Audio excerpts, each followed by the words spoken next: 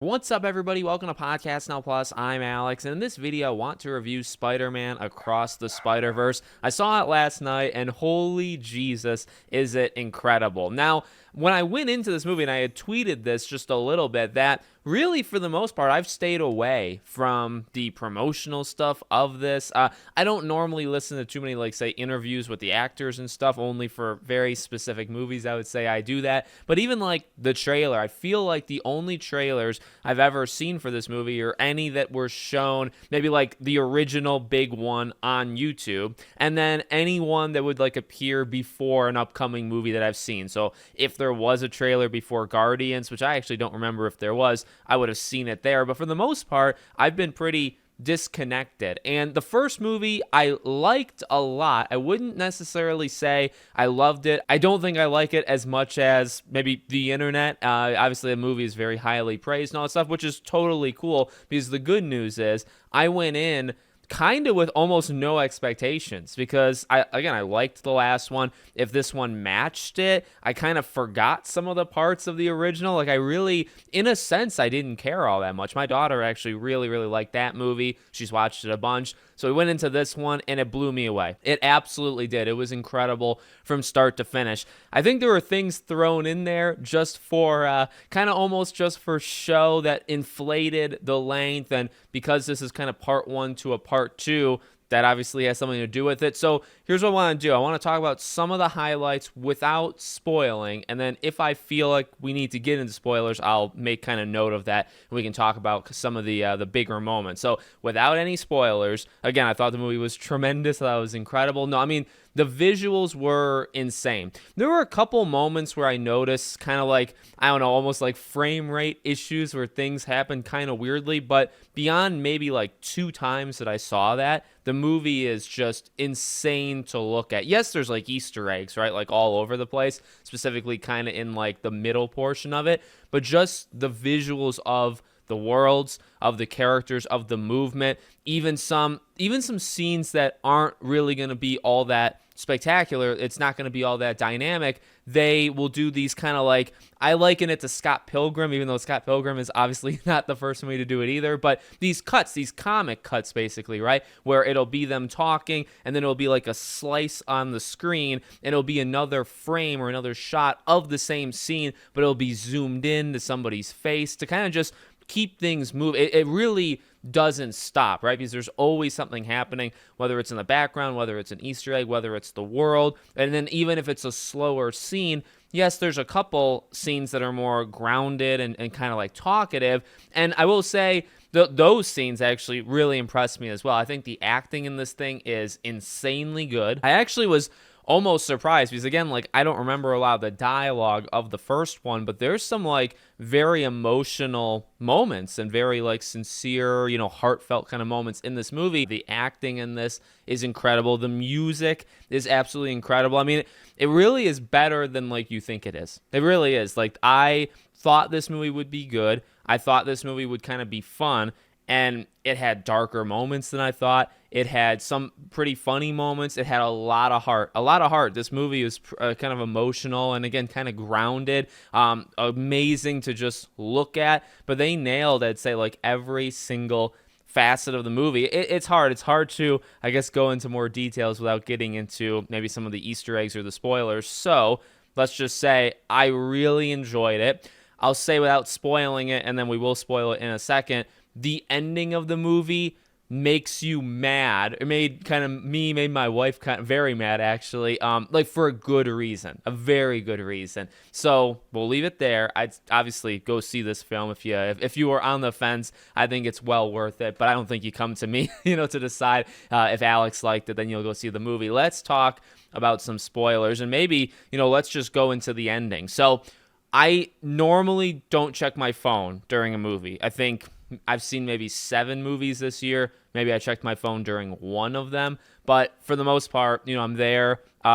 There's some sense of time. I have some sense of time. And I know the runtime of each movie as I go into it.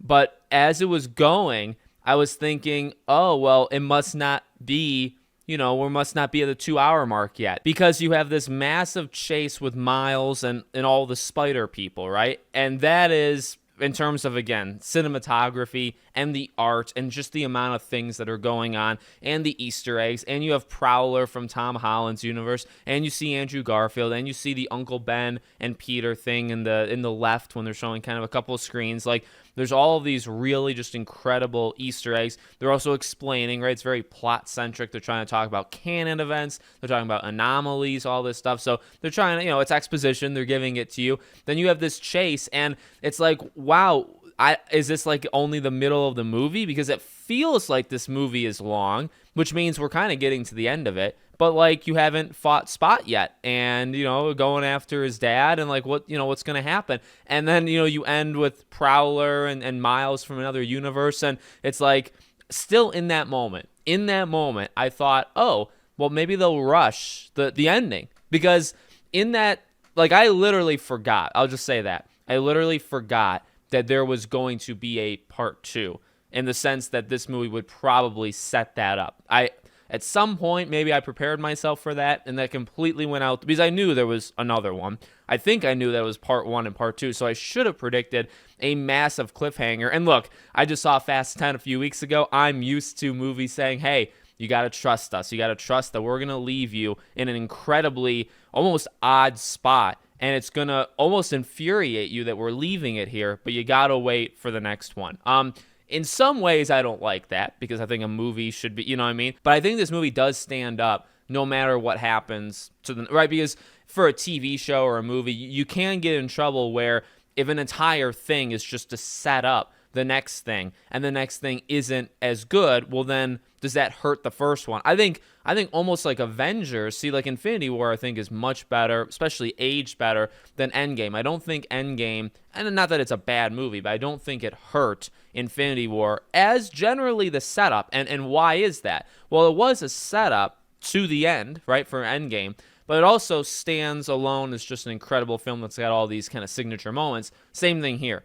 Like, there's a lot of, whether you look at the story elements of Miles as a character or relationships between him and Gwen, like, there's just so many character moments, story moments, emotion, genuine moments that you don't need a part 2 to pay that off. There may be some things you need to pay off, but you don't need it for that. And again, like how it looks, the fights, a lot of these things, some of the Easter eggs, right? Those don't get, I think, diminished if the third one drops the ball. And at this, I mean, like, if you're making these kind of back-to-back, which I assume they are, considering the next one comes out next year, I have a very hard time believing that you're going to drop the ball. But yet again, you never know with Hollywood. I'm never going to give them anything. So we'll see. We'll see if they can nail it. I think they're going to nail it. But even then, when he's strapped to the punching bag, it's like, wow, like, so you have to go to the other universe? Honestly, that got me. And that was such a clever moment, because we literally did hear right before he did that he was bit by the spider from another